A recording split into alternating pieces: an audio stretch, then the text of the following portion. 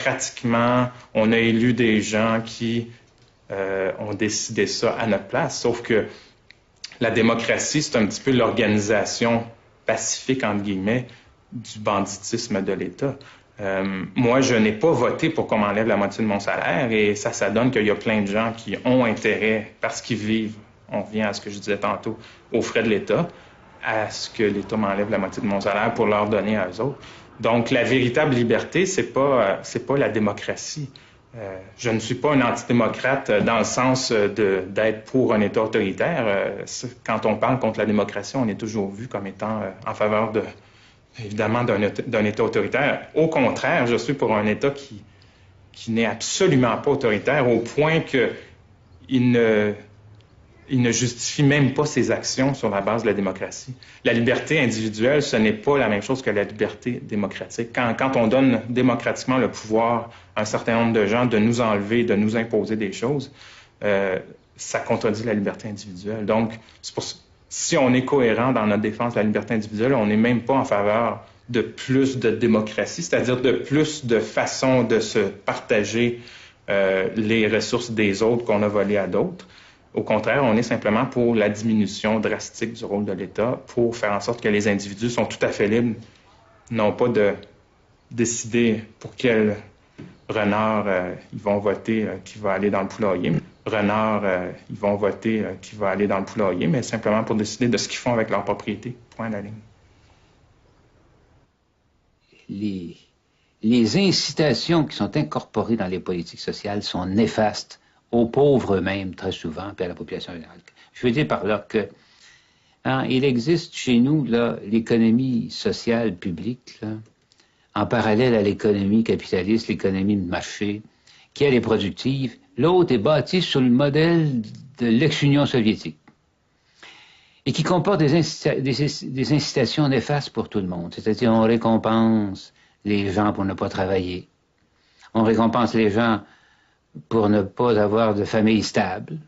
L'aide aux mères célibataires, c'est une façon de multiplier les naissances en dehors du ménage. Et on récompense la pauvreté. C'est aussi radical que ça. Il faut savoir que la pauvreté, ça obéit aux mêmes règles que le reste des choses. Plus on la subventionne, plus il y en a. Parce que les gens prennent goût à la pauvreté. Bon, on le voit bien dans les expériences de l'Ontario puis des Américains depuis 4 ou 5 ans, où on a vraiment imposé des limites à l'accès aux subventions, aux allocations de bien-être social, puis la population de pauvres, de dépendants, a tombé de moitié en l'espace de quelques années. Parce qu'il n'y avait plus d'argent au bout, les conditions avaient changé, on leur imposait du travail, etc. En tout cas, quelles que soient les modalités particulières. Donc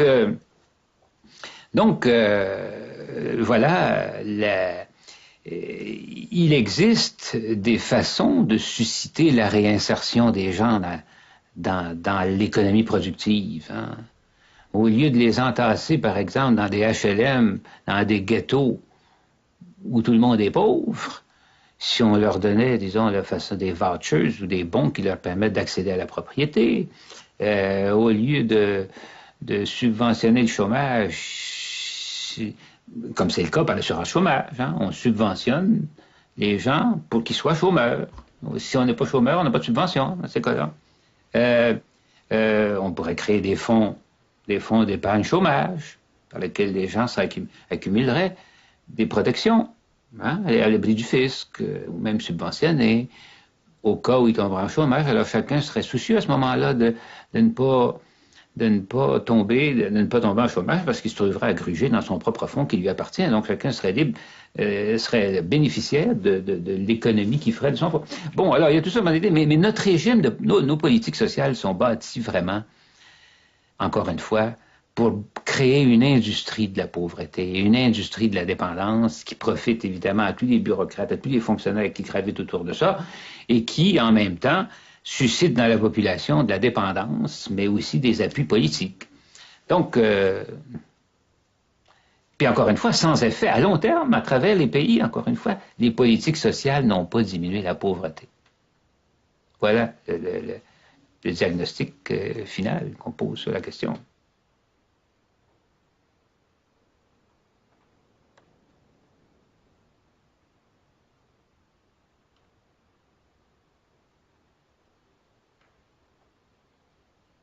on observe que la croissance est dans l'histoire et à travers les pays, la croissance du revenu des économies est le seul moyen de venir en aide aux pauvres.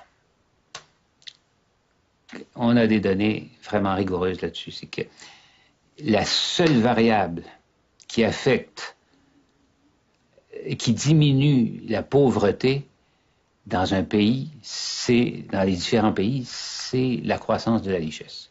Les politiques sociales ne comptent pour rien. Donc, quiconque est soucieux au moins d'assister les pauvres, ou enfin les moins favorisés de la société, doit privilégier la croissance. Et par conséquent, tous ceux, par exemple, qui s'opposent au libre-échange, au nom des pays pauvres et au nom des pauvres dans les pays, se trompent, font une erreur d'observation, une erreur de fait. Les faits contredisent leurs options. La meilleure façon d'assister les pauvres, c'est d'ouvrir le commerce pour que le revenu augmente de tout le monde. Parce que statistiquement, encore une fois, le revenu des pauvres augmente aussi vite que celui des autres quand le revenu augmente. Et pour que le revenu augmente, il faut ouvrir l'économie sur le monde extérieur. Bon, au-delà de ça, au-delà de l'assistance aux pauvres, en tout cas des mesures qui sont susceptibles d'assister les pauvres, je ne vois pas qu'il y ait de fondement à la redistribution de la richesse. C'est vraiment remarqué qu'au contraire, les gouvernements en font beaucoup de redistribution de la richesse en faveur de la classe moyenne, par exemple, parce que c'est elle la majorité qui détermine les choix. Mais ça n'a aucun fondement moral. La seule justice sociale, si je peux m'exprimer ainsi, c'est le respect des droits de propriété. D'un point de vue libertarien, les biens publics n'existent pas. C'est un petit peu une invention pour justifier l'intervention de l'État, si on veut, parce que la logique là-dedans, c'est qu'il y a toujours des externalités, supposément. Par exemple, la pollution, ça serait une externalité.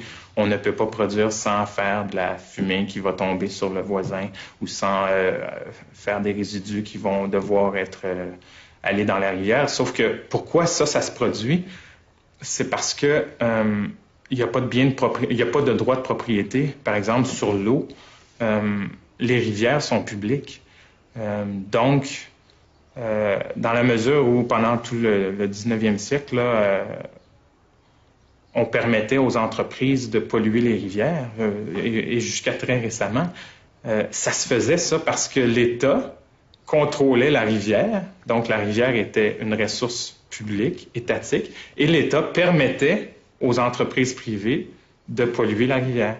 Mais moi, je dirais, si la rivière avait été privatisée et que chacun des propriétaires de la rivière avait dû être consulté pour savoir s'il permettait à une compagnie de jeter ses résidus dans la rivière, on peut être certain que ça serait sans doute pas arrivé de la même façon. Ou ça serait peut-être arrivé si, par exemple, la compagnie avait payé le véritable prix de la pollution, c'est-à-dire avait avait payé finalement les propriétaires pour polluer leurs ressources. Donc, il y aurait eu une allocation là, des ressources qui aurait été très différente et sans doute qu'on aurait mis l'accent sur d'autres formes de solutions à ces problèmes-là. Par exemple, les compagnies auraient investi plus dans des solutions technologiques pour empêcher la pollution ou se seraient arrangées pour polluer dans des endroits très précis chez quelqu'un qui était prêt à accepter cette pollution-là en échange d'être payé finalement. Donc, il y aurait eu un réaménagement différent des priorités de production. Donc, quand on parle de biens publics, on parle de choses qui finalement n'existent que parce que l'État distorsionne la production en nationalisant certains biens ou en nationalisant l'environnement.